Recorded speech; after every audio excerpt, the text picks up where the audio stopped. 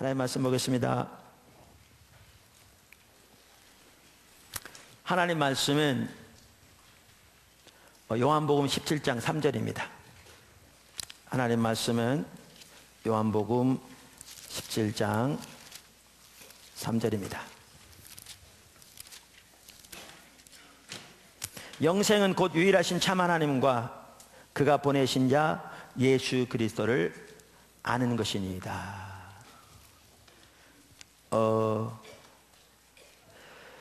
우리가 주일 낮 시간을 통해서 우리 신앙의 가장 본질적인 부분들을 지금 시리즈로 살펴보고 있습니다. 새로운 분들을 위해서도 그렇고 또 기존의 우리 지체들을 위해서 복습하는 차원에서 연초에 쭉 살펴보고 있습니다. 그러면서 지난주에 하나님을 아는 것에 대해서 살펴보았는데, 하나님을 아는 것은 우리 신앙의 모든 면에서 가장 중요하고 가장 핵심입니다. 사실 우리 신앙의 모든 것이라고 해도 과언이 아닙니다. 그래서 한 시간에 다 못 살펴보고요. 오늘은 하나님을 아는 것의 중요성을 살펴보려고 하는데, 사실 제가 처음 생각하기로는 오늘 하나님의 음성을, 하나님을 아는 것의 중요성을 전체적으로 살펴보려고 했습니다. 근데 그렇게 하려면 수박 겉핥기식밖에 안 되겠더라고요. 하나님을 아는 것은 가장 중요하기 때문에 좀 더 시간을 드려야 될 것 같고요. 오늘은 하나님을 아는 것의 중요성 중에서 하나님을 아는 것과 삶의 변화에 대해서 살펴보기 원합니다. 그러니까 하나님을 아는 것은 우리의 구원을 위해서도 필수고요, 하나님을 아는 것은 우리의 성화를 위해서도 필수입니다.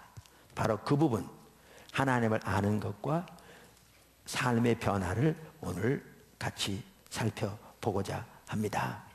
아멘. 첫째, 성경적인 지식은 삶을 변화시키지 않습니다.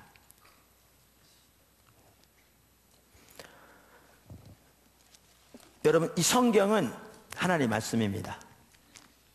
그 원문에 의하면 1.1획 틀림없는 하나님의 말씀입니다. 그리고 성경 공부를 통해 하나님에 관한 올바른 성경적인 지식을 갖는 것은 아무리 강조해도 지나침이 없을 만큼 중요합니다. 하나님에 관한 올바른 성경적인 지식 없이 하나님과의 올바른 인격적인 관계가 될 수 없습니다. 하나님에 관한 올바른 성경적인 지식을 컵에 비유한 것처럼, 컵이 올바로 있어야 물을 담을 수 있듯이 하나님과의 올바른 관계를 위해서는 올바른 성경적인 지식이 매우 중요합니다.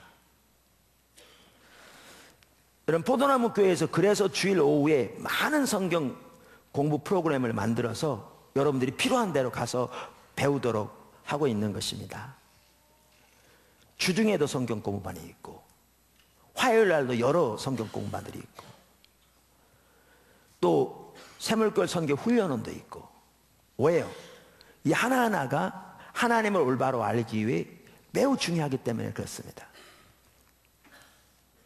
그런데 그렇게 중요함에도 불구하고 우리가 기억해야 할 것은 성경적인 지식은 우리의 삶을 변화시키지 않는다는 겁니다. 다시 말하면 우리의 삶을 변화시키는 능력은 성경적인 지식 안에 없습니다. 없습니다. 이에 대한 대표적인 예가 예수님 시대 종교 지도자들입니다. 지난주에도 우리가 그 구절을 살펴봤는데요, 로마서 2장을 한번 보십시오. 로마서 2장 보시면 사도 바울이 그 당시 유대인들이 자기들을 어떻게 생각했는가를 거기에 기록하고 있습니다.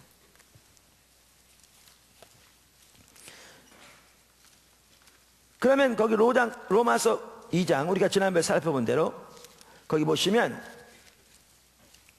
17절부터 보시죠.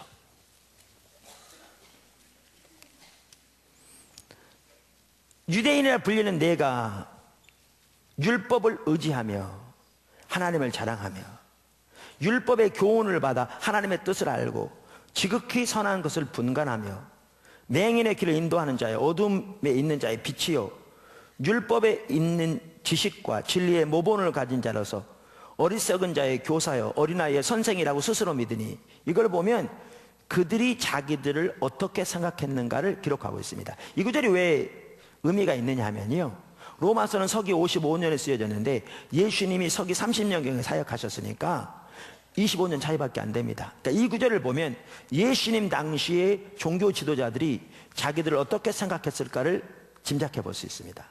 그러면 그들이 어떻게 자신들을 믿었습니까? 그들은 자기들을 유대인이라 불렀습니다. 이건 엄청난 얘기라고 그랬죠.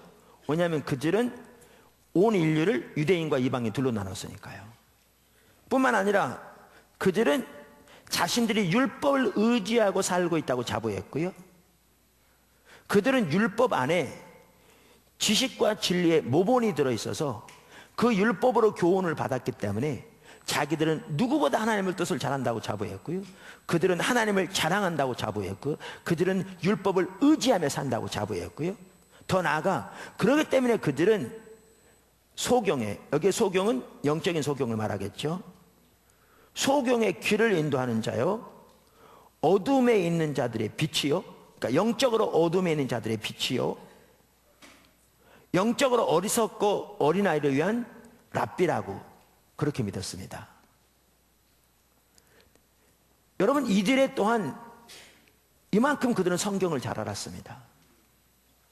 그리고 그들의 교리는 정통적이었습니다. 제가 자주 말씀드린 것처럼 마태복음 23장 2절에 보면 예수님께서 바리새인들을 책망하시면서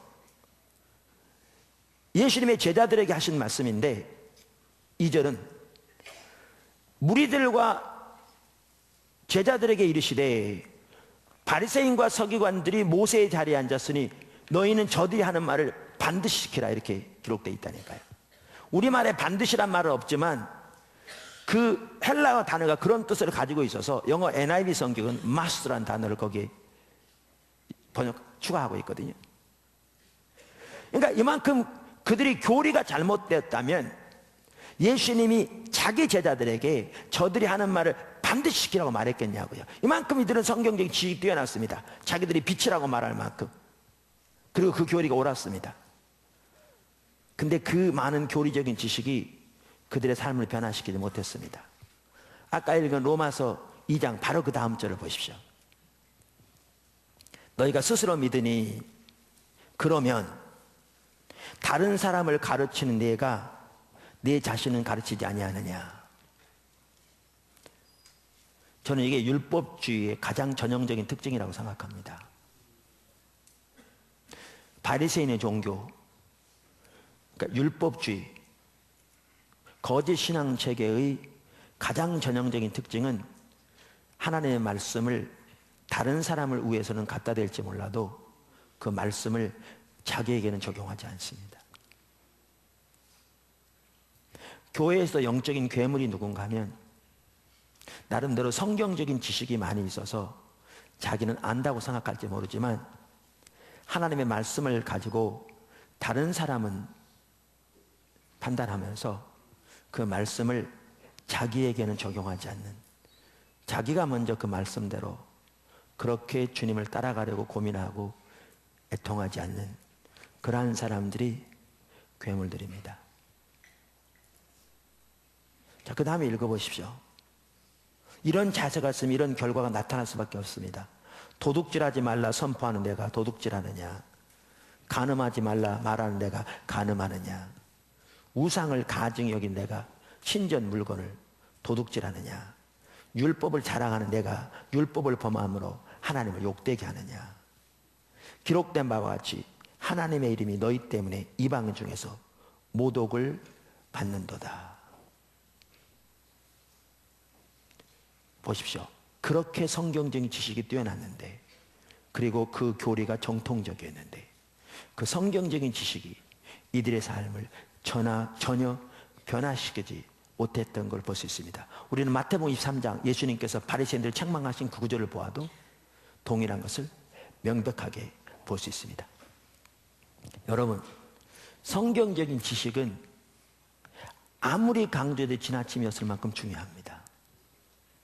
올바른 성경적인 지식 없이 하나님과의 올바른 관계에 있을 수 없습니다.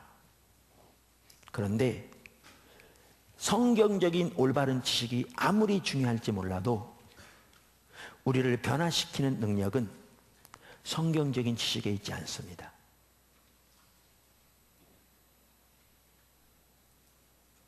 이론적인 지식에 있지 않습니다. 두 번째, 우리가 신앙의 본질을 떠나면 우리는 항상 하나님의 법을 버리게 되어 있습니다. 우리가 신앙의 본질을 떠나면, 그러니까 신앙의 본질은 인격체신 하나님을 알고 존재를 다해 하나님을 사랑하는 하나님과 친밀한 교제라고 그랬잖아요. 그러니까 하나님과 친밀한 교제에서 떠나면, 다시 말하면 하나님을 아는 지식에서 떠나면, 하나님을 아는 지식이 무엇인가는 지난주에 살펴보았고요. 여기서 떠나면 우리는 항상 하나님의 법을 버리게 되어 있습니다. 어느 시대건 그렇습니다. 예외가 없습니다. 누구든지 그렇습니다. 목회자든지 일반 성도든지 예수 믿은 지 30년 된 사람이든지 오늘 예수 믿은 사람이든지 똑같이 그렇습니다. 성경 몇 시대를 보아도 이 부분이 명백합니다. 호세아 시대, 호세아 4장 6절, 내 백성이 지식이 없으므로 망하는도다. 여기에 지식은 하나님을 아는 지식을 말합니다. 내가 지식을 버렸으니 나도 너를 버려 내 제사장이 되지 못하게 할 것이요, 내가 내 하나님의 율법을 잊었으니 나도 내 자녀들을 잊어버리리라. 여러분, 호세아 시대가 어떤 시대입니까? 하나님께서 호세아를 창녀에게 결혼하라고 그랬습니다. 그래서 하나님 명령대로 창녀와 결혼했는데 이 창녀가 다시 호세아 좀 살다와 또 다른 남자들에게 몸을 팔러 나가버렸습니다. 왜 이렇게 호세아에게 창녀와 결혼하라고 그러셨는가? 그 시대 이스라엘 백성들이 그와 같았습니다. 그만큼 영적으로 타락했었습니다. 근데 영적으로 타락했음에도 불구하고 그 당시에 종교적인 의식은 정말 많았습니다. 이사야 시대, 호세아 시대 같은 시대거든요. 호세아 6장 5절에도 그 당시의 종교적인 의식을 아침 안개와 같다고 표현한 것을 보면 그들이 하나님을 사랑하는 것을 의식이 많았던 걸 볼 수 있습니다. 이렇게 종교적인 의식은 많았을지 모르지만 그들의 신앙이 타락하니까 여호와의 율법을 잊었다, 이렇게 표현합니다. 여호와의 율법을 잊었다. 나라가 실제로 멸망한 예레미야 시대도 마찬가지입니다. 6장 19절, 땅이여 들으라, 내가 이 백성에게 재앙을 내리리니 이것이 그들의 생각의 결과라. 그들이 내 말을 듣지 아니하며 내 율법을 거절하였음이라. 개역 개정판에는 내 율법을 거절하였다라고 번역되어 있는데요, 개역 성경에는 이 말이 뭐라고 번역되어 있냐면 내 법을 버렸습니다, 이렇게 되어 있습니다. 같은 내용입니다. 20절, 시바에서 유한과 먼 곳에서 향품을 내게로 가져오면 어찌함이냐? 나는 그들의 번제를 받지 아니하며 그들의 희생 제물을 달게 여기지 않노라. 이걸 보면 여기에 먼 곳은 오늘날의 인도를 가리키고 여기에 시바는 에티오피아를 가리키는데, 에티오피아와 인도에까지 가서 특별한 향품을 사다 하나님께 번제로 드릴 만큼 그들의 희생은 뛰어났습니다. 비행기도 차도 없는 시대에 정말 놀라운 일이었죠. 그럼에도 그들의 삶은 하나님의 법을 버렸습니다. 나라가 실제로 망한 시대죠. 예수님의 종교 지도자들의 경우도 마찬가지였습니다. 요한복음 5장에 유대인들에 대해서 예수님께서 이렇게 말씀하십니다. 요한복음 유대인은 종교 지도자를 가리킵니다. 우리가 이미 살펴본 대로 38절, 그 말씀이, 그러니까 그분의 말씀이 너희 속에 거하지 아니하니 이는 그가 보내신 이를 믿지 아니함이니라. 너희가 성경에서 영생을 얻는 줄 생각하고 성경을 연구하거니와, 그들이 성경에서 영생을 얻는 줄로 생각하고 얼마나 열심히 성경을 연구했는가를 예수님도 인정하실 정도였습니다. 이 성경이 곧 내게 대하여 증언하는 것이니라. 46절, 모세를 믿었더라면, 여기 모세는 율법을 가리키죠.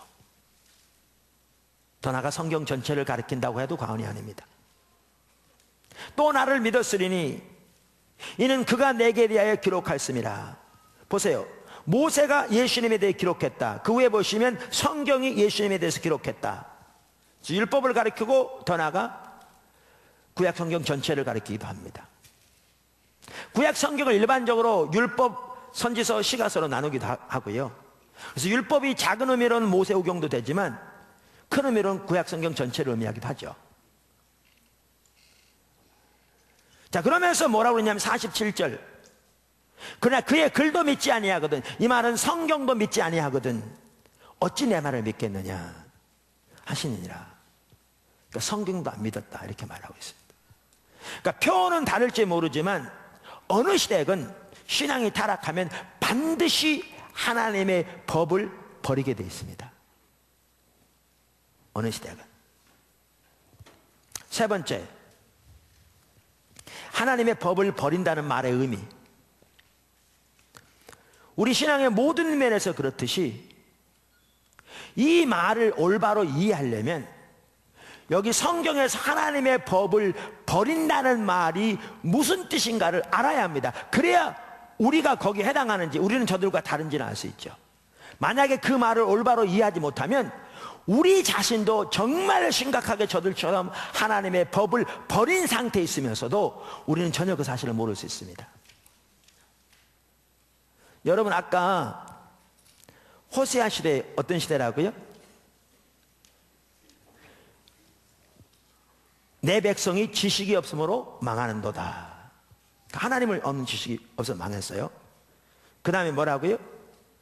내 하나님의 율법을 잊었으니 나도 내 자녀들을 잊어버리리라. 여러분, 바리새인들이 이 구절을 잘 알았을 겁니다.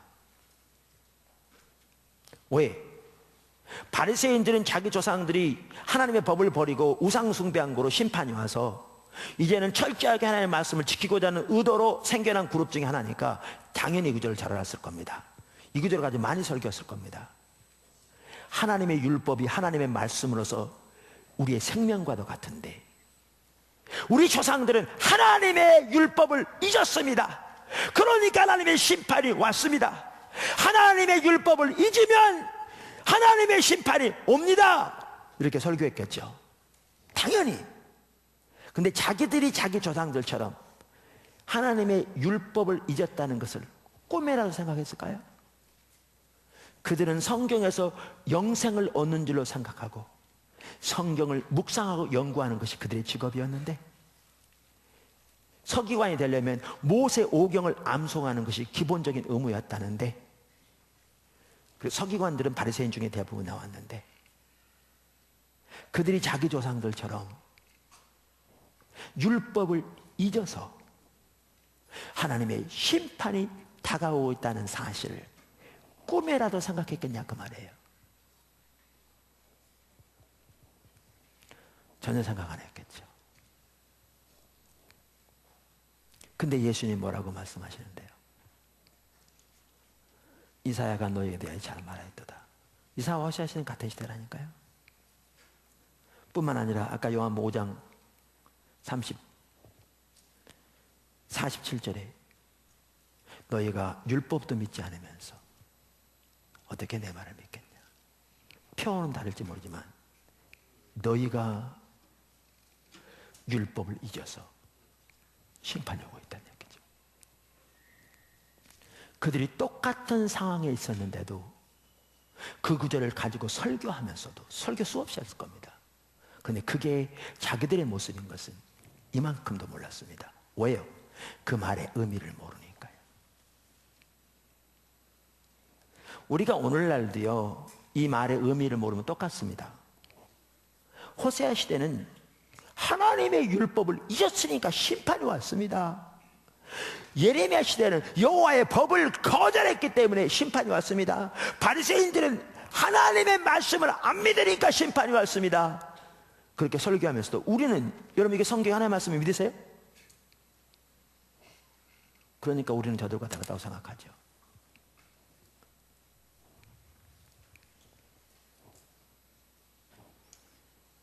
그래서 이 말을 올바로 이해하려면 하나님의 말씀을 버린다는 의미가 무엇인가를 알아야 합니다. 그런데 말씀드린 대로 그러면 하나님의 말씀을 버린다는 것은 무슨 뜻이냐? 하나님의 말씀을 버린다는 말은 하나님의 백성들이 성경적인 지식이 없다는 것을 의미하는 게 아닙니다. 호세아 시대에 내 백성이 율법을 잊었으니 나도 내 자녀를 잊어버리라 이렇게 표현되니까 바리새인들은 자기 조상들이 율법적인 지식이 전혀 없어서, 성경적인 지식이 전혀 없어서, 율법을 전혀 배우지도 않아서 그런 심판이 왔을 거라고 잘못 생각한 거죠. 그게 아니었습니다. 그 말이 아닙니다. 여러분 심지어 예레미야 시대만 하더라도요, 예레미야 8장 8절이 뭐라고 표현하고 있는가 하면, 너희가 어찌 우리는 지혜가 있고 우리에게는 여호와의 율법이 있다 말하겠느냐. 이걸 보면 그 당시 적지 않은 사람들이 우리에게는 하나님의 율법이 있으니 지혜롭다고 자부했던 걸 볼 수 있어요. 요시야 왕이 개혁을 단행하면서 성전을 깨끗이 하다가 율법책을 발견했는데 최소한 그 이후로는 율법적인 지식이 저들에게 있었던 걸 볼 수 있어요.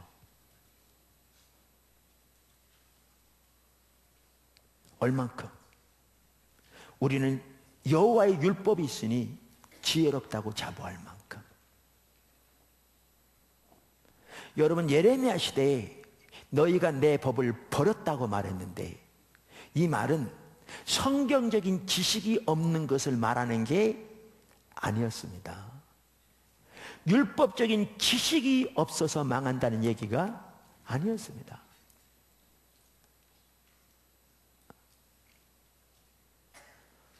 여러분 바리새인들만 하더라도 너희가 율법을 믿지 않으면서 어떻게 내 말을 믿겠느냐 그랬는데, 여러분 이 말은 그들이 율법이 하나님의 말씀인 걸 안 믿었다고요?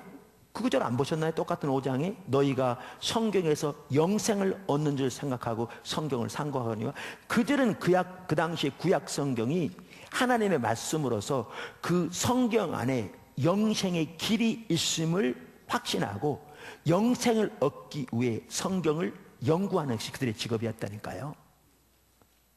근데 주님은 그들에게 너희가 율법도 믿지 않으면서 어떻게 나를 믿겠느냐 이렇게 말씀하신다니까요. 그래서 하나님의 법을 버렸다는 내용은 성경적인 지식이 없다는 내용이 아닙니다. 그 말이 아닙니다. 성경에 나오는 얘기가. 그렇게 생각하니까 자신이 똑같은 상황에 있으면서도 모르는 겁니다. 그래서 바리새인들이 몰라, 그래서 호세아 시대 몰라, 그래서 예레미야 시대도 모르는 겁니다.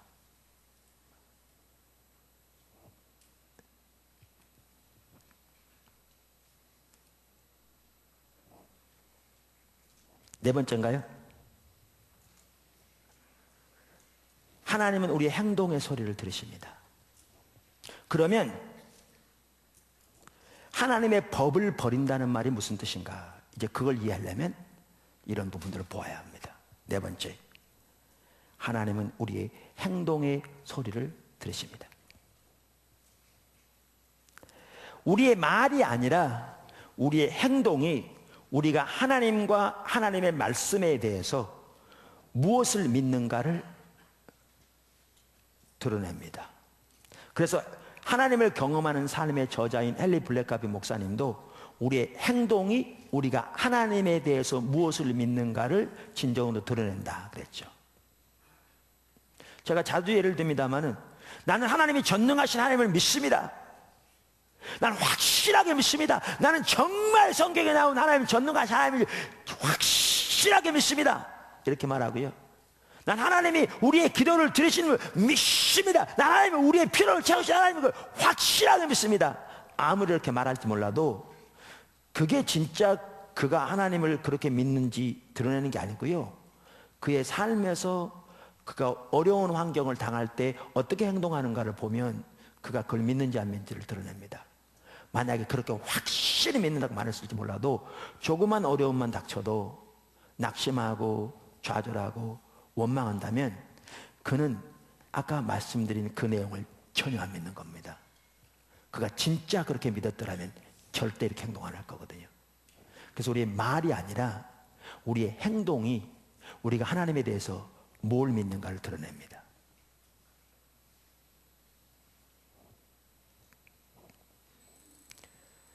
이걸 반드시 아셔야 합니다. 이에 대한 좋은 예가 엘리의 예입니다. 사실 성경에 똑같습니다. 어느 시대든 다 똑같은데 제가 엘리의 예를 드는 것은 이게 아주 좋은 예입니다. 아주 적나라하게 볼 수 있는 그 예입니다. 그래서 제가 엘리 예를 자주 듭니다. 이걸 잘 볼 수 있는 예가 엘리 예입니다. 여러분, 엘리 제사장은요, 한편으로 보면 훌륭한 사람 같았어요. 한편으로 보면. 먼저 엘리는 잘 가르치는 사람이었어요. 그러니까 하나님이 사무엘에게 3번씩이나 찾아오셔서 사무엘 부르셨잖아요. 근데 사무엘이 하나님인지 몰라서 그래서 엘리를 찾아가면 3번씩이나. 그래서 3번째 왔을 때 엘리가 하나님이 사무엘을 부르고 계시면 알았어요. 그래서 사무엘에게 뭐라고 그러냐, 가서 다시 하나님이 너를 부르시거든 종이 듣사오니 말씀하옵소서, 주님 앞에 엎드려라. 그러니까 하나님의 음성 듣는 올바른 자세를 가르친 거죠. 그래서 사무엘이 와서 4번째 주님이 부르실 때 그렇게 엘리가 가르친 대로 하나님 앞에 엎드렸더니 하나님께서 그때부터 사무엘에게 말씀하기 시작하셔서 하나님과 교제가 열리면서 이제 사무엘이 세워져 가기 시작하잖아요. 잘 가르치는 자였습니다. 엘리는. 뿐만 아니라 엘리에게는 기름 부음이 함께 했어요. 여러분, 사무엘이 태어나게 된 게 누구의 기도받고 태어난 건 줄 아십니까? 엘리의 기도받고 태어났어요. 한나는 자식이 없어가지고 한이 맺혔죠. 분인나에게 하도 이렇게 천대를 받고 핍박을 당하다 보니까. 그래서 처소 실로에 와서 그 속에 있는 그 어떤 맺힌 한이라고 그럴까? 이걸 하나님 앞에 토로하잖아요. 소리는 못 내요. 근데 엘리가 그 당시에 눈이 멀어서 나이가 많아가지고요. 그러니까 희미하게 보였던 것 같아요. 한나의 모습을 보고 여인이 대낮에 술주정하는 줄 알은 거예요. 그런데 한나의 얘기를 들어보니까 그게 아니거든요. 그러니까 엘리가 그를 축복해요. 그랬더니 한나가 그 축복을 믿음으로 그대로 받아들입니다. 근데 내려가서 곧바로 잉태돼가지고요, 사무엘이 태어났어요. 그리고 하나님께 약속한 대로 젖을 떼서 이제 어려서부터 하나님께 드려서 엘리 밑에 자라게 했죠. 한나는 매년 절기에 와서 사무엘을 돌봅니다. 한나는 왔더니 엘리가 한나를 보고요, 사무엘을 이렇게 하나님께 드린 걸 보고 기특해서 자녀들 더 달라고 축복합니다. 그랬더니 자녀가 5명이 태어나요. 한꺼번에 5명이 태어난 게 아니라 숫자적으로. 근데 이 5명이 태어난 게 누구의 축복을 받고 태어난 건지 아세요? 엘리의 축복을 받고 태어났어요. 2차례에 걸쳐서 엘리의 기도를 통해서 하나님 역사하신 겁니다. 능력이 함께했죠. 이런 일이 있을 수 있거든요. 왜냐하면 부르심과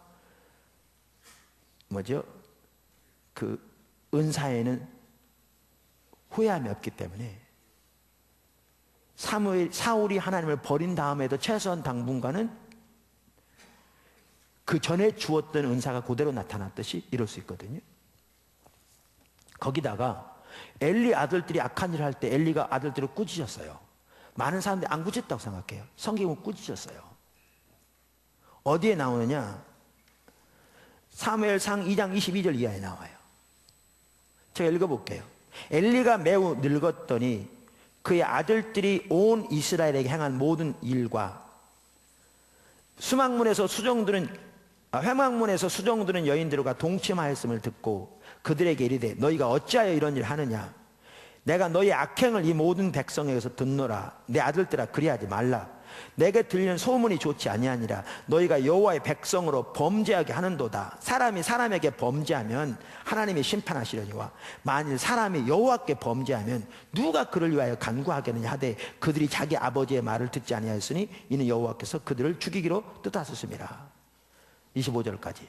꾸짖으셨어요? 안 꾸짖었어요? 꾸짖었어요. 물론 아들들이 안 들었어요. 그러나 꾸짖었어요.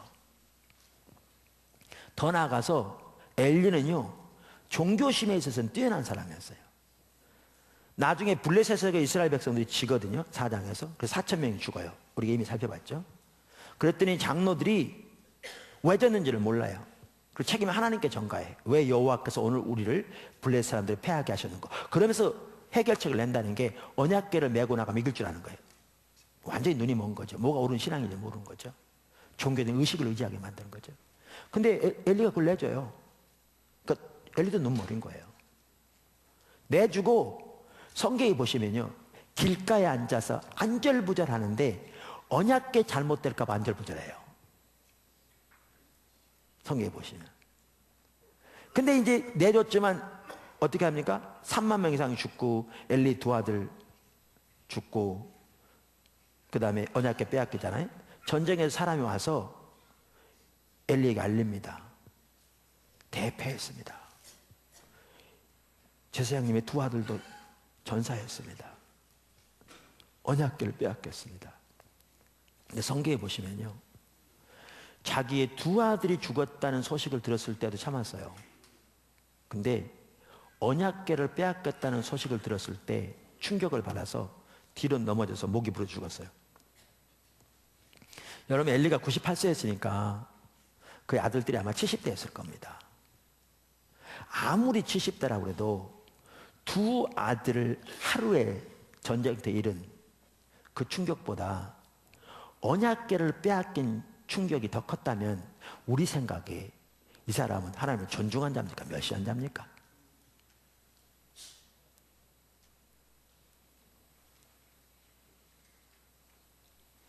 오늘날은 교회에 불난 거하고 자기 집에 불난 거하고 따져보면 자기 집에 불난 거보다 교회에 불난 게 더 마음 아픈 사람 찾아보기 힘든데, 이거는 아무리 보여도 자기 두 아들이 목숨을 잃었다는 얘기를 듣는 것보다 언약궤를 빼앗겼다는 소식을 들었을 때 더 큰 충격이었으니까 엘리를 이런 사람이었습니다. 근데 하나님은 엘리를 하나님 존중한 자에 두지 않습니다. 그를 하나님을 멸시하는 자에 둡니다. 그가 하나님을 멸시했기 때문에 하나님도 그를 멸시하여 그에게 심판을 보내신다고 말씀하십니다. 2장 30절. 이거는 하나님이 선지자를 보내서 엘리에게 하신 말씀이거든요. 다가오는 심판에 대해서 말하면서 이렇게 말씀하십니다. 30절에 그러므로 이스라엘의 하나님 나 여호와가 말하노라. 내가 전에 내 집과 내 조상의 집이 내 앞에 영원히 행하리라 하였으나 이제 나 여호와가 말하노니 결단코 그렇게 하지 아니하리라. 나는 나를 존중히 여기는 자를 내가 존중히 여기고 내가 나를 멸시하는 자를 내가 경멸하리라. 그러면 심판을 말씀하세요. 그러니까 엘리가 하나님을 존중한다는 걸 멸시한다는 거예요. 멸시한다는 거죠. 그 심판이 온다는 거죠.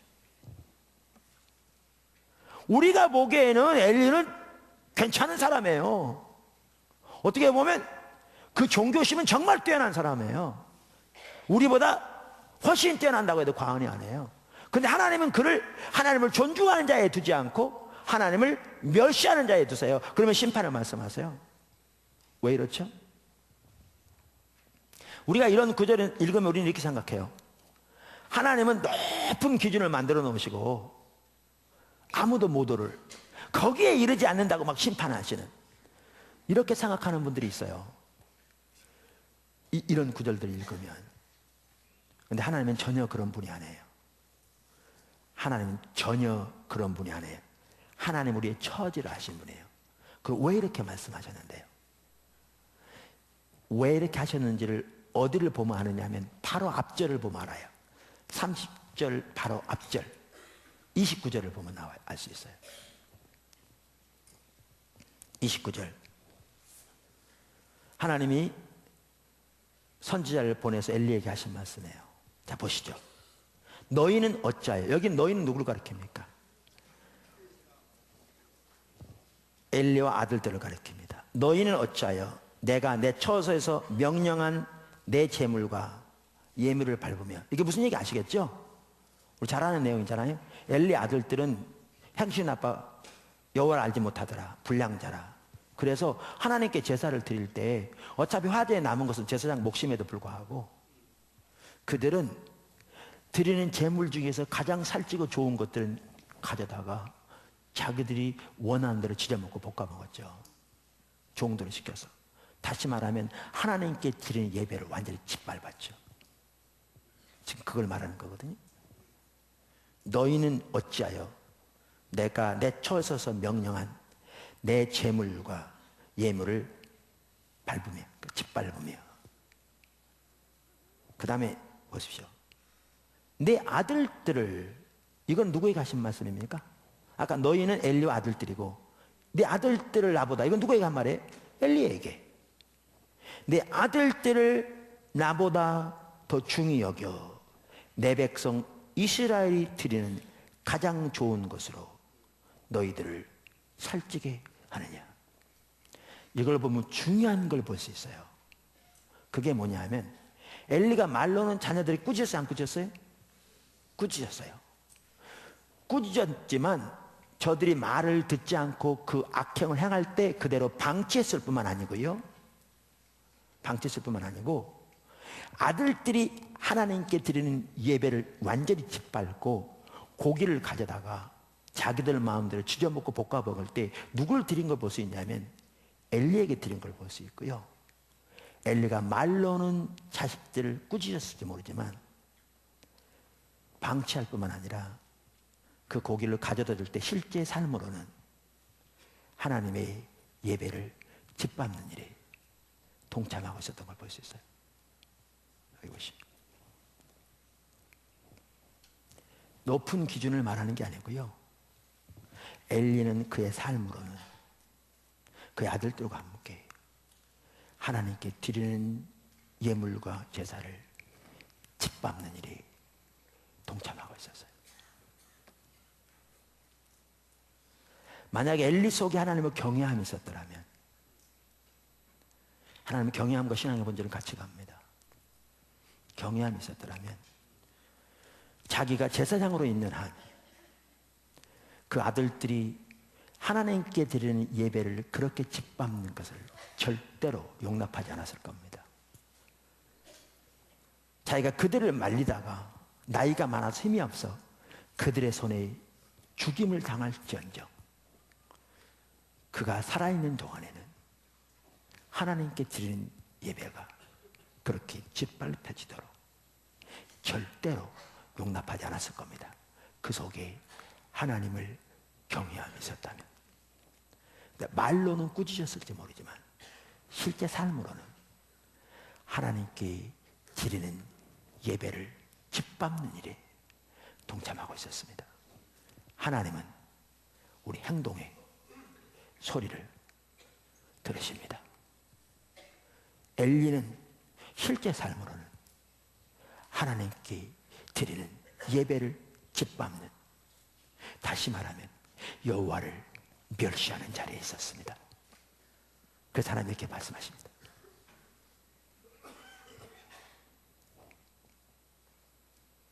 이렇게 하나님을 멸시하는 자리에 있었기 때문에 그의 영적인 눈이 어두워서 이스라엘 백성들이 블레셋 사람들에게 패해서 4,000명이나 죽었을 때에도 장로들과 함께 왜 졌는지를 전혀 몰랐을 뿐만 아니라 영적인 눈이 가려지니까 장로들이 그 책임을 하나님께 전가하면서 정말 말도 안 되는 종교적인 의식을 의지하는 언약궤를 가지고 나가면 이길 줄 알아서 그걸 내달라고 요청했을 때 엘리가 전혀 영적인 눈이 어두워서 하나님의 길이 가려지니까 그 언약궤를 내줬죠. 내놓고 종교심에 있어서 안절부절했을지는 모르지만 하나님의 관점은 그만큼 어두워짐. 실제로 삶은 하나님을 버린 자였습니다.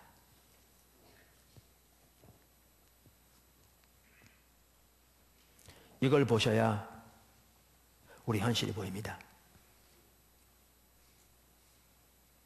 이게 안 보이면 아까 읽은 성경 구절 읽을 걸 들으면서 야, 그 시대 사람 참 타락했다. 어떻게 저럴 수가 있냐. 그렇지만 우리는 근본적으로 다를 줄 아는데 절대로 그렇지 않습니다. 이게 보여야 우리 현실이 보입니다. 하나님 관점이 보이고요. 그래서 성경에서 하나님의 말씀을 버린다는 말은 이론적으로나 지식적으로 하나님의 말씀을 버린다는 말이 아닙니다. 당연히 그것도 하나님의 말씀 버린 거죠. 그러나 그 훨씬 이전에 아무리 이론적으로는 하나님의 말씀이 성경 말씀이라고 바리새인처럼 확실하게 믿고 정말 확실하게 믿고 그렇게 주장할지 몰라도 성경이 말하는 하나님의 말씀을 버린다는 말은 우리의 삶이, 우리의 행동이 하나님의 말씀을 버린다는 뜻입니다. 그런데 우리는 예외 없이 우리가 신앙의 본질에서 떠나면 우리의 삶은 하나님의 법을 버리게 되어 있습니다. 어느 시대가.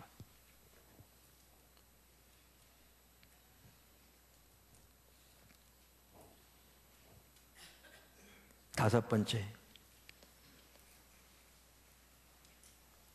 여섯 번째인지 여섯 번째, 다섯 번째. 하나님은 우리의 행동이 하는 말을 우리가 말하는 것으로 이해합니다. 그러니까 이와 관련해서 하나 꼭 살펴볼 게 이 부분이더라고요. 하나님 우리 행동의 소리를 들으시는데요. 그렇기 때문에 성경에 의하면 하나님은 우리 행동이 하는 말을 우리가 말하는 것으로 이해하십니다. 그러니까 우리의 행동이 우리가 하나님에 대해서 뭘 믿는가를 드러냅니다. 그래서 하나님은 우리 행동의 소리를 들으십니다. 그렇기 때문에 하나님은 우리의 행동이 하는 말을, 우리의 입이 하는 말이 아니라 우리의 행동이 하는 말을 우리가 말하는 것으로 이해하십니다. 여러분, 이 관점을 반드시 이해해야 성경이 말하는 내용들을 이해할 수 있습니다. 이 관점을 여러분이 이해하지 못하면 성경을 많이 읽고 외우고 암송하고 심지어 설교하면서도 그 말이 무슨 말인지를 전혀 모를 수 있습니다. 한 예를 들겠습니다. 이사야서 30장 9절에 11절입니다. 이사야 30장 9절에 11절. 하나님께서 너무나 분노하셨습니다. 그 시대를 두고.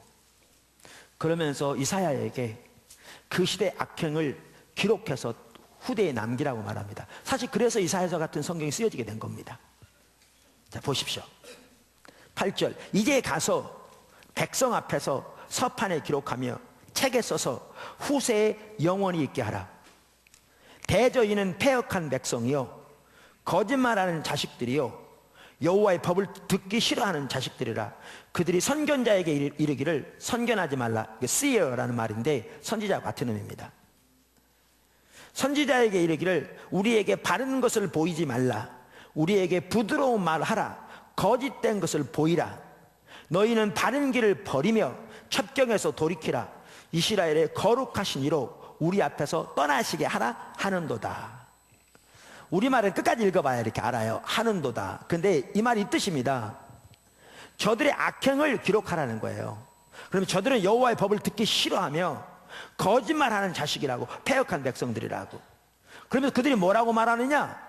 이들이 하는 말을 기록하고 있습니다. 저들이 말하기를 선지자에게, 그러니까 선견자에게, 선견하지 마세요. 오늘날로 말하면 목사님에게 하나님의 말씀 전하지 마세요, 이랬다는 거예요. 저들이 말하기를 선지자에게 정직한 말 전하지 마세요, 거짓말 하세요. 우리에게 부드러운 말을 하라니까. 우리로 하여금 하나님의 길에서 떠나게 만들어 달라니까. 그래서 만군의 여호와로 하여금 우리를 버리게 만들어 주세요, 이렇게 말했다는 거예요. 이 성경에 의하면.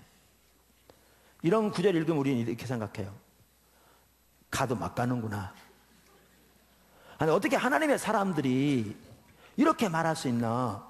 안 그래요? 어떻게 이렇게 말할 수 있어요? 어떻게 선지자들에게 정직한 거 말하지 마세요, 거짓말 하세요. 하나님 말씀 전하지 말라니까. 우리는 여호와의 법을 듣는 거 관심도 없어. 아니 하나님의 길에서 떠나게 만들어 달라니까 제발. 그래서 하나님아 우리는 버리게 만들어줘. 어떻게 이렇게 말할 수 있어요? 하나님의 사람들이. 그럼 우리는 이런 구절 읽으면 그런다니까요. 정말 막 가는구나. 이러니까 심판이 오는 게 당연하지. 안 그래? 이러니까 심판이 오는 게 당연하죠. 안 그래? 이러니까. 그리고 우리는 이런 구절을 읽을 때 여러분 이렇게 말한 사람 있어요? 여러분 오늘 교회 와서 목사님 오늘 하나님 말씀 전하지 마세요. 정직한 말씀 전하지 말라니까. 아니 하나님의 길에서 우리를 떠나게 만들어줘요. 하나님을 우리가 버리게 만들어 달라니까. 이렇게 말하는 분이 있습니까?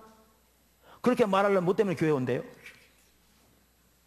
그래서 우리는 이렇게 말 안 하니까 이런 구절을 읽을 때 이렇게 생각하는 거죠. 저들은 정말 막 같고 우리는 저들과 다르다고 생각하는 거죠. 왜? 우리는 절대 이렇게 말할 리 없으니까. 제 얘기는 이사야 시대 그들이 그렇게 진짜로 말했겠냐 그 말이에요. 절대 이렇게 말 안 했을 겁니다. 왜요? 이사야서 1장을 보세요. 그들은 안식일을 지켰고요. 매월 첫날 특별한 예배를 드리는 월삭 예배를 드렸고 모든 대회와 절기를 지켰습니다. 여러분 우리 한국에 있는 기독교인 중에 오늘날 대부분의 성도들이 주일날 한 번 교회 옵니다. 이사야 시대는요 이들보다 훨씬 더 나았습니다.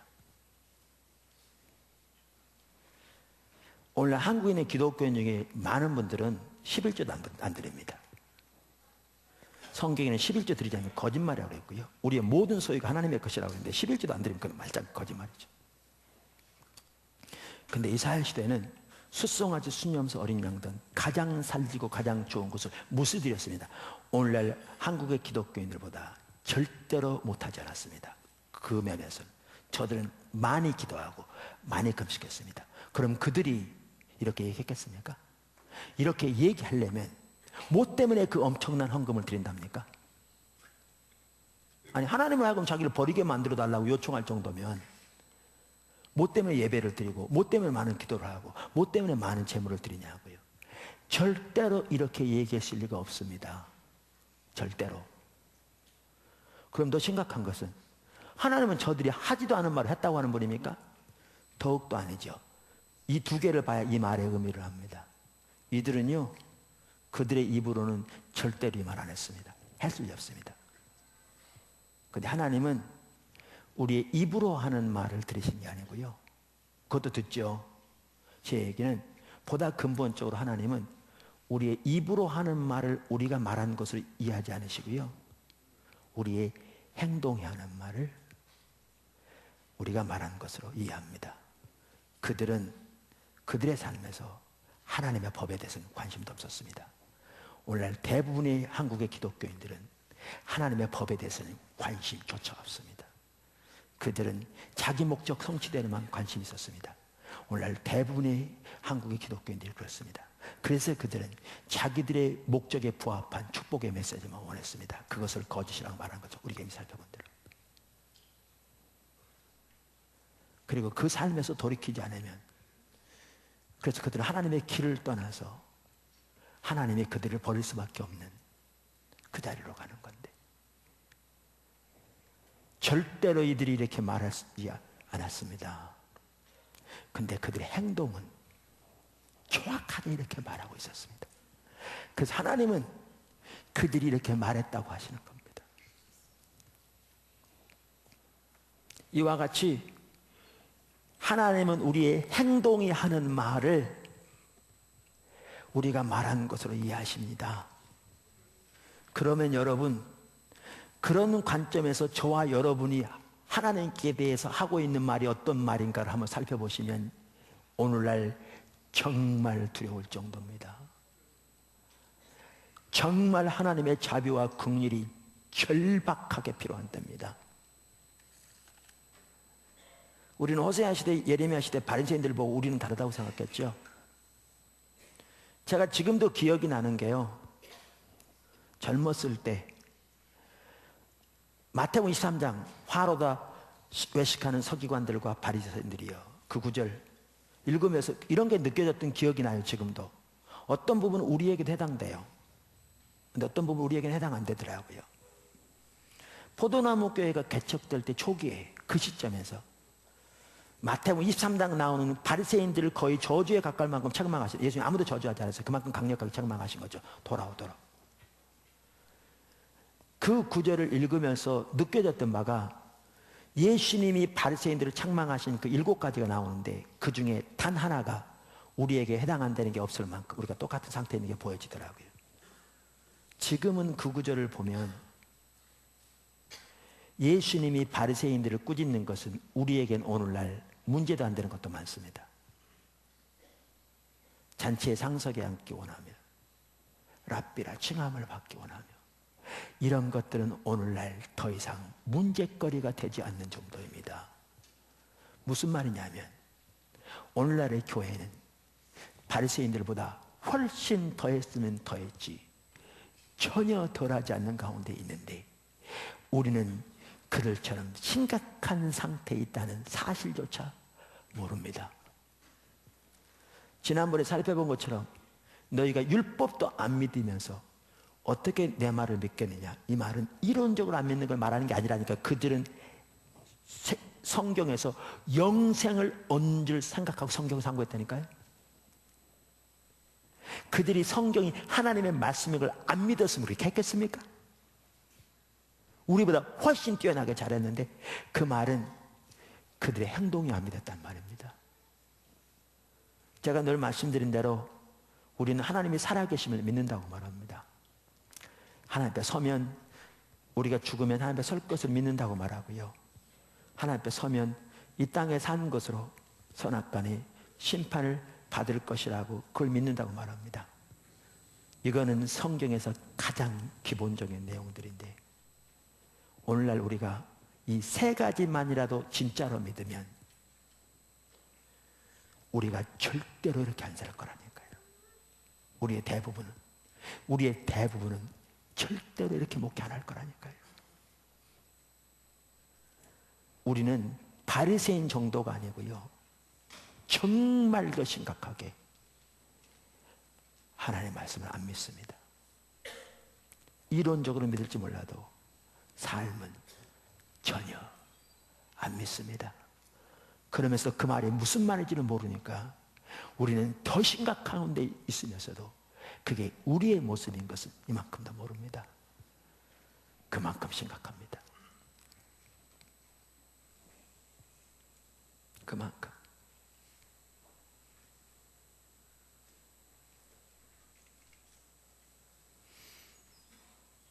여러분, 하나님은 우리의 행동의 소리를 들으신다고 그랬는데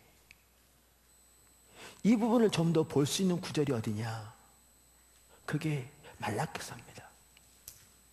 말라기서. 정말 말라기 시대 예배가 타락했었거든요. 정말. 그들의 신앙. 거기 보면 적나라하게 나옵니다. 한번 보시죠. 말라기서 1장 6절. 내 이름을 멸시하는 제사장들아. 그러니까 제사장들이 하나님의 이름을 어떻게 했다고요? 멸시했다고요. 하나님의 이름을 멸시했단 말은 하나님을 멸시했다는 말입니다. 제사장들이. 나 만군의 여호와가 이르기를 아들은 그 아버지를 종은 그 주인을 공경하나니 내가 아버지일진데 나를 공경함이 어디 있으며 내가 주인일진데 나를 두려워함이 어디 있느냐 하나. 여기에 보면 그들이 하나님을 아버지라 주라 불렀던 걸 볼 수 있어요. 여러분 우리가 기도할 때 아버지 주여 그랬잖아요. 그들이 하나님을 아버지라 주님이라 불렀던 걸 볼 수 있어요. 주님이란 말은 주인이라 그 말이잖아요. 근데 그 속에 하나님의 경외함이 없었어요. 하나님의 이름을 멸시해. 근데 그들이 알아요 몰라요? 너희는 이르기를 우리가 어떻게 주의 이름을 멸시하였나이까 하는도다. 몰라요. 그러니까 그 다음 절에 이렇게 말씀하세요. 여기 보세요. 너희가 더러운 떡을 나의 단에 드리고도 말하기를. 뭐 하기를? 말하기를. 저들이 어떻게 했다는 거예요? 말했다는 거예요. 말했다는 거예요. 말하기를 우리가 어떻게 주를 더럽게 하였나이까 하는도다. 이는 너희가 여호와의 식탁은 경멸히 여길 것이라 뭐 하기 때문이라? 말하기 때문이라. 그들이 말했다는 거예요. 뭐라고 말했다는 거예요? 주의 식탁은 더러운 거야. 이렇게 말했다는 거예요. 여러분 오늘날도 일부 교단에서는요, 이 강대상에 안수받은 사람은 못 올라오게 해요. 저는 오늘날 이 강대상이 지성소는 아니라고 생각합니다. 이건 예배당 건물이죠.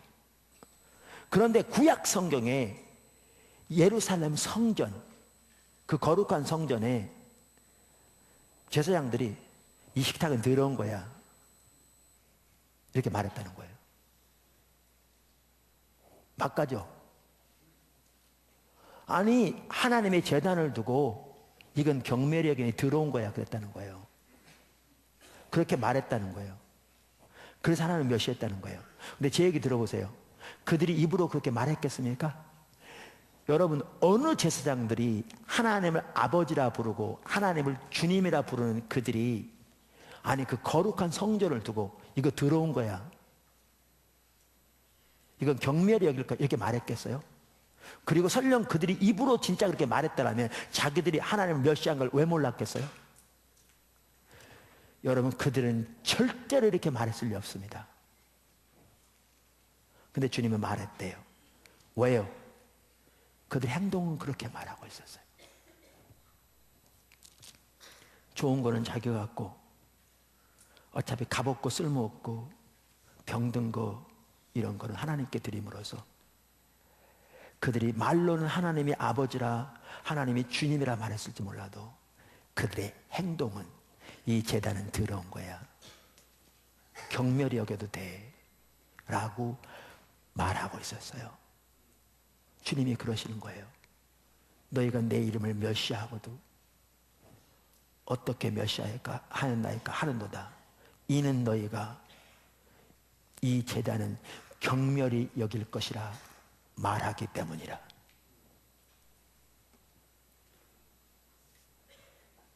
말하기 때문이라. 17절 보세요. 12절, 1장 죄송합니다. 그 아래 이렇게 말씀하시면서 하나님이 심지어 그러세요. 누가 이 헛된 재물을 더 이상 내게 가져오지 못하게 성전문을 닫아버렸으면 좋겠다, 그렇게 탄식하세요. 그들의 타락한 예배에 대해서. 그러면서 12절에 이렇게 말씀하시는 거예요. 12절에 그러나 너희는 말하기를, 뭐하기를? 말하기를 여호와의 식탁은 더러워졌고 그 외에 있는 과일 곧 먹을 것은 경멸이 여길 것이라 하여 내 이름을 더럽힌도다. 똑같이 지금 말씀하시죠. 그 다음에 13절 만군의 여호와가 이르노라 너희가 또 말하기를 이 일이 얼마나 번거로운고 하며 콧웃음 치고 훔친 물건과 저는 거 병든 거를 가져왔느니라. 너희가 이같이 봉헌물을 가져오니 내가 그것을 너희 손에서 받겠느냐, 이는 여호와의 말이니라. 여러분, 주일날 교회에 나오는 장로님이, 집사님이, 권사님이, 성도들이 주일날마다 오는 게 이게 얼마나 번거로운 거, 정말 지겨워. 이놈의 예배에 뭐 하나님 이런 예배만 좋아하고 있고 이거 뭐하는 짓이야, 이렇게 입으로 말하는 분 없을 겁니다. 정신이 얼마나 밖에 있으면. 근데 여러분이 아침에 일어나서부터 여기 오기까지 여러분 행동이 하는 말을 들어보십시오.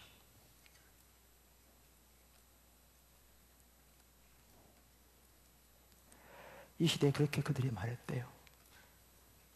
일이 얼마나 번거로운 거, 콧웃음 치며.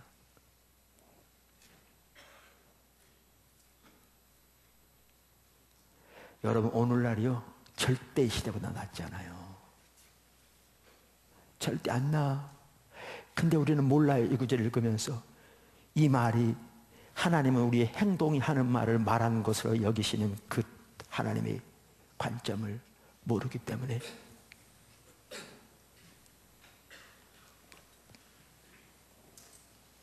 오늘날 장로님들도 주일날 교회 와가지고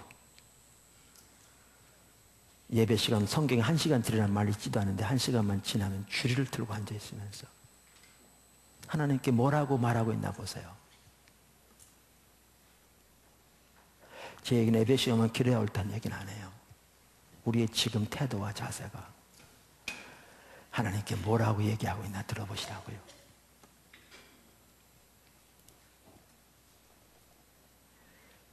(17절) 2장 17절 이렇게 말합니다. 너희가 말로 여호와를 괴롭게 하고도 이르기를. 뭘로 괴롭겠다고요? 말로. 저들이 하나님 뭘로 괴롭겠다고요? 말로. 하나님을 말로 괴롭게 하고도 말하기를 이르기를 우리가 어떻게 여호와를 괴롭혀 드렸나이까 하는도다. 보세요. 그들이 진짜 말로 이렇게 얘기했더라면요, 자기들이 하나님 멸시한 거 알아요. 누가 여기 들어와가지고 이놈의 예배당 들어온 거야, 이거 뭐하고 있어 이거, 맨날 주일날마다 귀찮게 해서 뭐하는 짓이냐, 침을 탁 뱉으면서. 그러면 하나님 받으신다냐, 뭐 하나님 그럼 이런 거 좋아하고 있대냐, 뭐 하나님 뭐냐, 뭐 이렇게 했더라면 자기가 하나님 멸시한 거 모르겠어요? 그렇게 말했더라면 그들이 자기들이 하나님 멸시한 거 몰랐겠냐고요. 이들이 이렇게 말했더라면 당연히 알았겠죠. 근데 너희가 말로 나를 괴롭히고도 하는 말이 어떻게 우리가 주를 괴롭게 해드렸나이까 하는도다. 그러니까 주님이 설명하세요. 어떻게 했는지. 이는 너희가 말하기를 모든 악을 행하는 자는 여호와의 눈에 좋게 보이며 그에게 기쁨이 된다 하며, 또 말하기를 정의 하나님이 어디 계시냐 하면이라. 이것도 절대 입으로 하는 말을 하는 게 아니에요.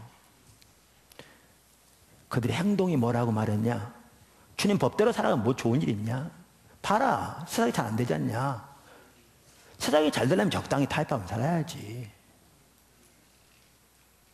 그래서라도 부자 되면 그게 축복이지. 이런 행실을 두고 저들이 이렇게 말했다는 거예요. 공의 하나님이 어디 있느냐 너희가 말하면, 악을 행하는 자를 하나님이 기뻐하신다고 너희가 말하고,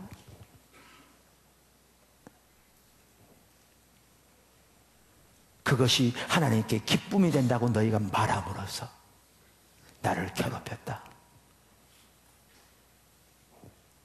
3장 13절 보십시오.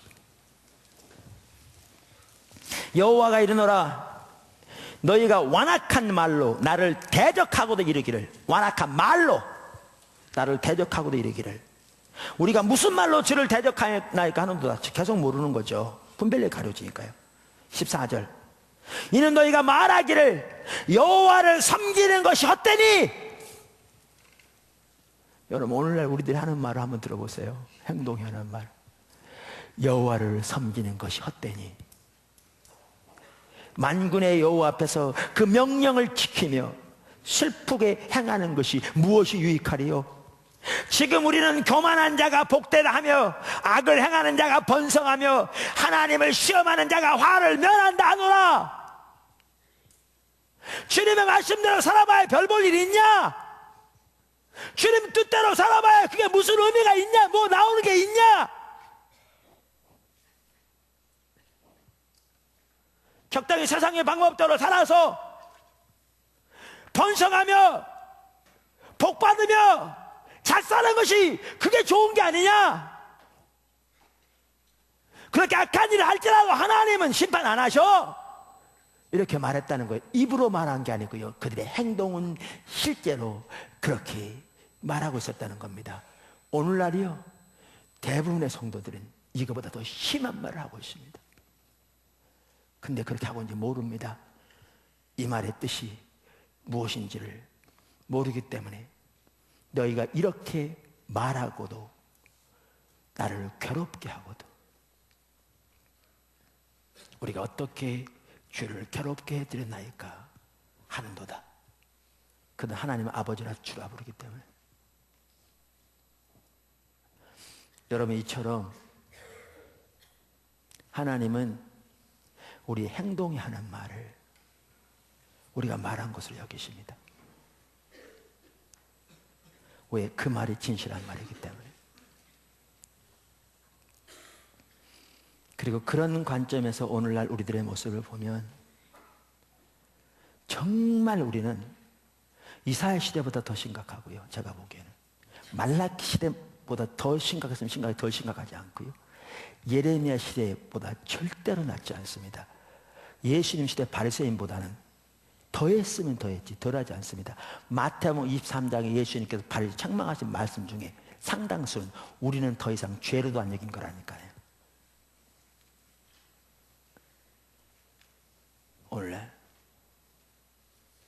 그러면서도 우리가 그렇게 심각한 걸 모르죠. 눈이 가려지니까요. 여러분, 이처럼 교리적인 지식은 삶을 변화시키지 않습니다. 성경적인 지식 중요합니다. 정말 중요합니다. 아무리 강조해도 지나치면서 만큼 중요합니다. 그러나 기억하실 것은 성경적인 지식은 삶을 변화시키지 않습니다. 성경적인 지식 안에 삶을 변화시킨 능력이 없습니다. 박사학위를 수십 개 받아도 이해가 안 됩니다. 성경을 백독을 해도 이해가 아니고 모세오경을 암송해도 이해가 안 됩니다.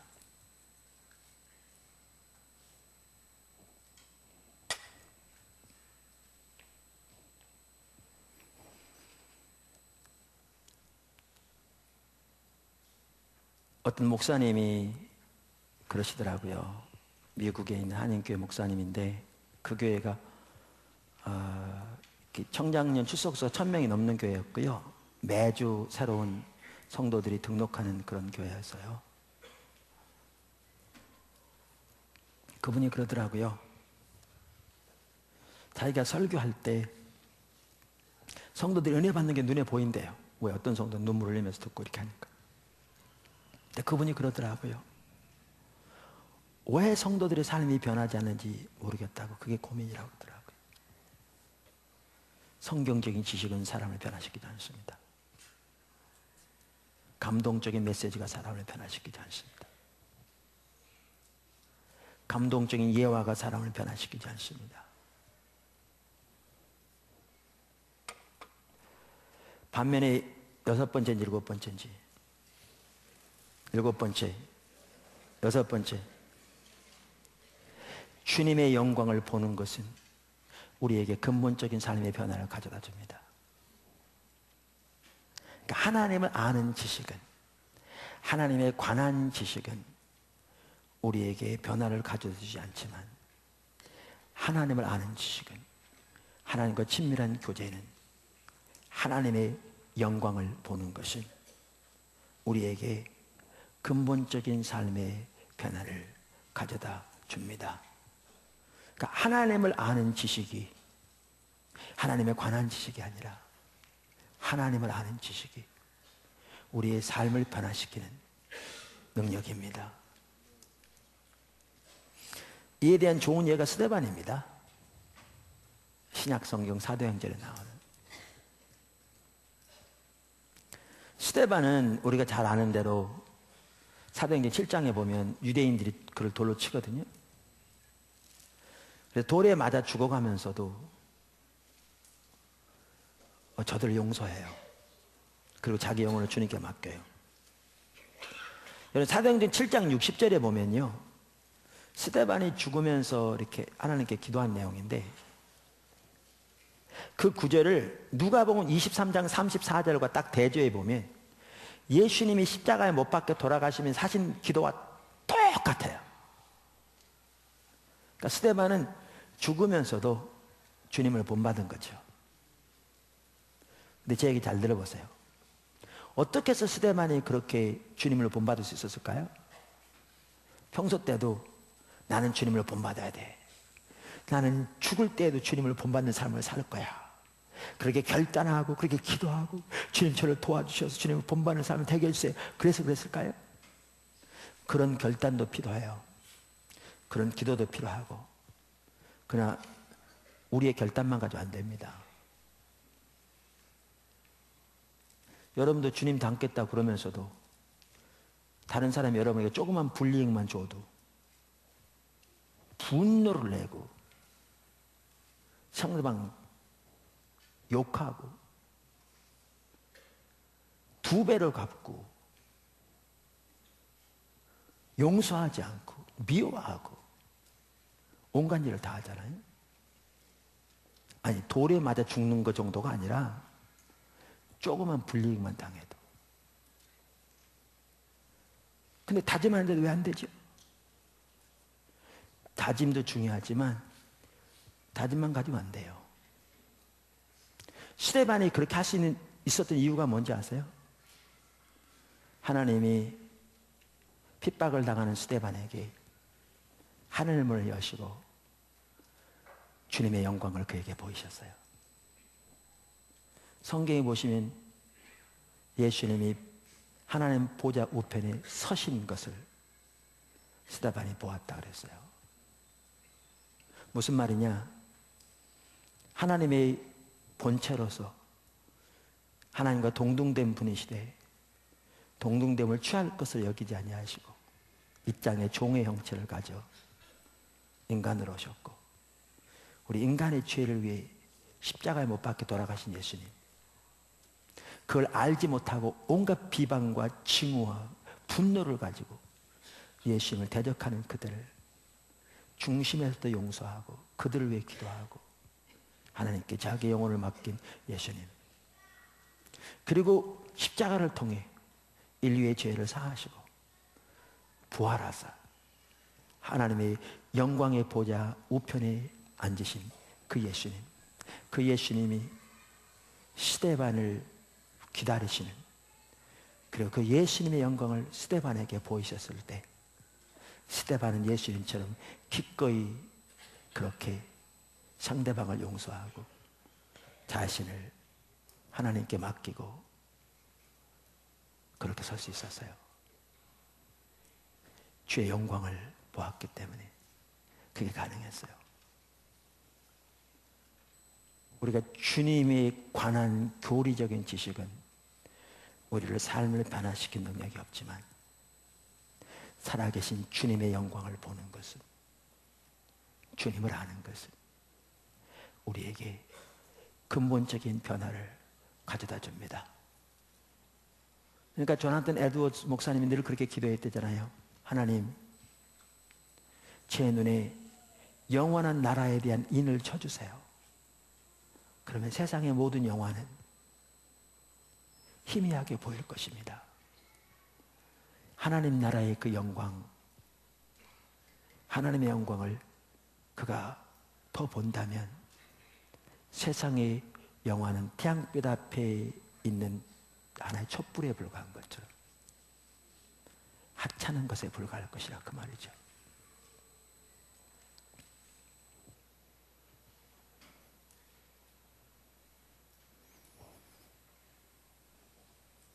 이처럼 하나님을 아는 것, 하나님의 영광을 보는 것이 우리의 삶을 변화시키는데,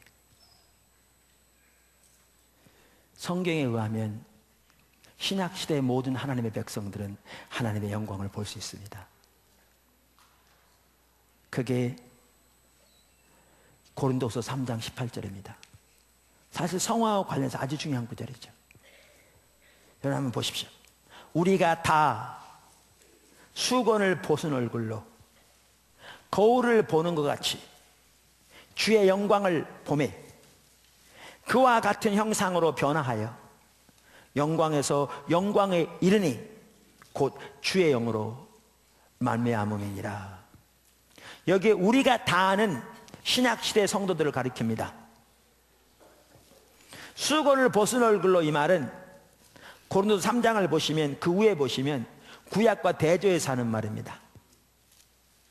구약의 모세는 하나님의 영광 가운데 오랫동안 머물러 있었더니 하나님의 영광의 임재가 그의 몸에 이렇게 함께 했습니다. 마치 자석이 오래 붙어있으면 자석기가 온 것처럼. 그래서 사람들이 모세의 얼굴을 볼 때 두려워했습니다. 하나님의 영광의 임재가 그곳에 같이 머물러 있어서. 그래서 모세가 이걸 가렸습니다. 그래서 이 수건이 가려졌단 말은 구약시대를 말합니다. 이것이 하나의 상징처럼 구약시대는 하나님의 영광이 가려져 있었습니다. 그래서 지성소가 그 앞에 휘장이 있어서 지성소가 가려져 있었습니다. 구약시대는 이거를 상징하는 겁니다. 그런데 구약시대에는 모세의 이 영광도 가렸었는데 점점 사라졌습니다. 시간이 지날수록 사라져가는 거였습니다. 근데 이와 반대로 신약시대에는 하나님의 영광이 열리게 되었죠. 예수님이 십자가에 못 박혀 돌아가실 때 지성소와 성소를 가로막던 사이의 휘장이 위에서 아래로 갈라짐으로써 하나님의 영광의 보좌가 우리에게 개방되게 된 것을 보여주죠.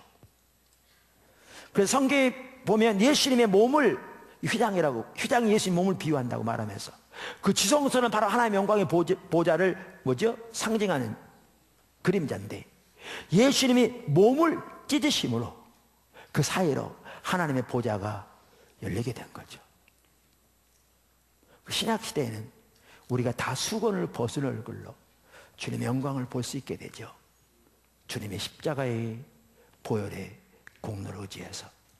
그런데 주님의 영광을 보되 신약 시대에는 거울을 보아 희미하게 봅니다. 그 당시 거울은 구리 거울처럼 이렇게 올가처럼 떨어지 보인 게 아니라 희미하게 보이는, 형상만 보이는. 무슨 얘기냐? 우리가 육신을 가지고 있는 이 상황에서는 주님의 영광을 있는 모습 그대로 face to face 보고 살아날 자가 없죠. 그래서 모세 앞에 주님의 영광이 지나가실 때에도 바이튼 속에 가리우고 손으로 덮으시고 뒷모습을 보게 하셨다 그랬죠. 그 얼굴을 보고 살 자가 없죠. 그래서 오늘날에는 주님의 영광을 보되 희미하밖에 못 봅니다. 근데 희미하게 볼지 몰라도 주님의 영광을 보는 만큼 주님의 형상으로 변화되어 영광에서 더 큰 영광으로 자라게 된다. 근데 이 모든 것이 하나님의 영인 성령을 통해서 이루어진다, 이렇게 말하죠. 이게 신약시대입니다. 우리 모두는 하나님의 영광을 볼 수 있습니다. 그리고 하나님의 영광을 보는 만큼 변화됩니다. 그렇기 때문에 우리 삶이 변화에 있어서도요, 여러분의 노력으로 변화되려고 하는 것도 귀합니다만은 정말 우리가 노력을 기울여야 할 것은 주님의 영광을 보기를, 거기에 노력을 기울여야 돼요. 주님을 알기를, 주님의 영광을 보기를, 주님과의 더 친밀한 교제 가운데 나아가기를. 그래야 우리 삶의 근본적인 변화가 찾아옵니다. 하나님을 아는 지식은 우리의 삶의 변화를 위해서도 성화를 위해서도 필수입니다. 그래서 하나님을 아는 지식이 우리 신앙의 모든 것이라고 할 수 있는 겁니다. 하나님을 아는 지식은 우리의 예배를 위해서도, 우리의 믿음을 위해서도, 우리의 사역을 위해서도, 우리의 기도를 위해서도, 우리 신앙의 모든 것을 위해서 가장 핵심적인 중요한 요소입니다. 우리가 하나님을 더욱더 찾을 수 있기를 간절히 소원합니다. 하나님께서 하나님의 영광의 빛을 우리에게 더 비추심으로 정말 믿음 안에서 승리하고 하나님의 은혜와 생명이 우리 가운데 넘치는 축복이 있기를 주님의 이름으로 축원합니다.